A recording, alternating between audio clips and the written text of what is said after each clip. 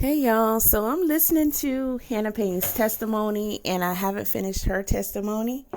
I also have not listened to the cross-examination on this case.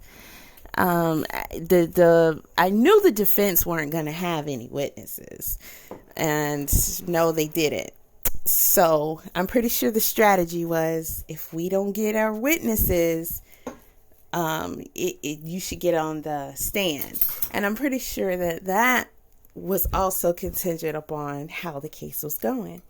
And I'm going to be honest with y'all, the case is going so well in her favor due to the prosecution being inadequate, in my opinion, that the defense said, heck yeah, you getting on that stand. We got this. Once you get on that stand, we're going to take it on home. And from what I'm hearing so far, and I'm at the very beginning of her testimony, and I see her.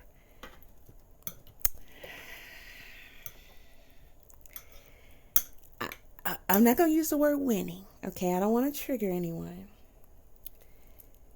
But I see, let me see, she got 8 charges. I see them giving her something.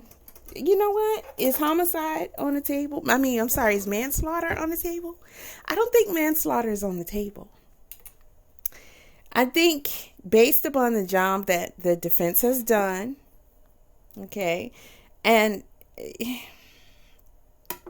this is a winnable case. It's actually easily winnable. And all the prosecution had to do was do a good job. All they had to do was challenge some of the things that the defense was trying to say, trying to do. It was easy. But in my opinion, the prosecution didn't even try. They didn't even try. So if manslaughter is not on the table, then, and they don't agree with any of the current charges, then not guilty. What say you guys? Have you listened to everything?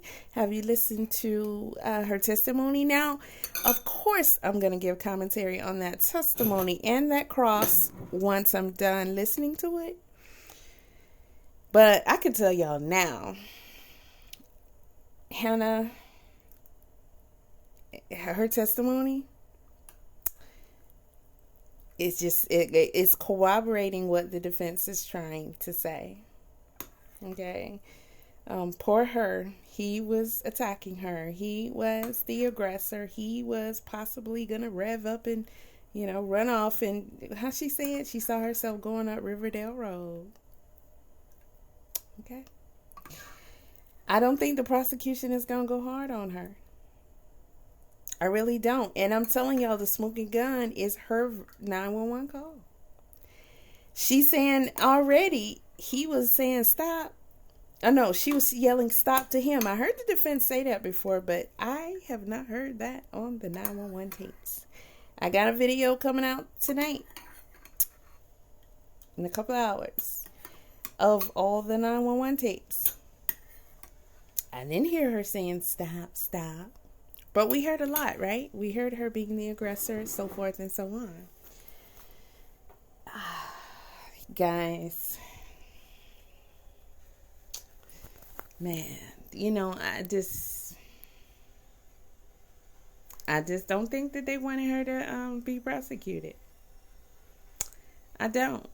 And if they have no lesser charges to give her, they're gonna see her as she was defending herself. She was a victim, and you cannot even be a defendant. You can't be in defense of yourself if you're the aggressor. But hey, this attorney here is allowed to get away with any and everything, so he's getting away with that. But I noticed I'm sorry. This is what I need to say. Where's the truck driver? I asked this question before. They're ending this case. We have not seen or heard from the truck driver. Why was he not subpoenaed? Do any of you guys actually think the prosecution wants to prosecute her? Why was the truck driver not subpoenaed? That's another one in their favor. Do you hear what she's saying? Okay, first of all, before I get to that part, do you hear how Miss Thing is talking about the corrections officer? Is her personality showing, guys? The same personality we saw that day? Is it showing? Do you hear her? I'm going to tell y'all what I heard. When she talks about the corrections officer that was on the scene, the one that said, we need a picture of the license. She talks about him like he think he was in charge, but I had to show him who was in charge that day. He wanted all the authority, and I had to get me some of that because he don't know me. I'm Hannah Payne. Where I come from, I run things. Did you hear her on the 911 tape? When it happened, right after it happened, did you hear how aggressive she was? She was sending out commands, demands. Get the cops here now. You tell that cop to turn around from that 285 exit and get here now. When she approached Mr. Herring, she was aggressive, yelling commands, and even was physically putting her hands on him because she wanted, you do what I say. Did you hear her testimony? And she talked about the guy, the corrections officer that was on the scene. She was like, he pulled up. He thought he was boss. I had to pull up and show him, hey, I'm the biggest boss that you've seen thus far. Okay. She was very condescending towards him. He thought he was the boss. Oh, he thought? Oh, no, this is what I do. They walk through her carrying a gun because, her job is just, strangers and houses and things. And, so that kind of calmed that one down, right?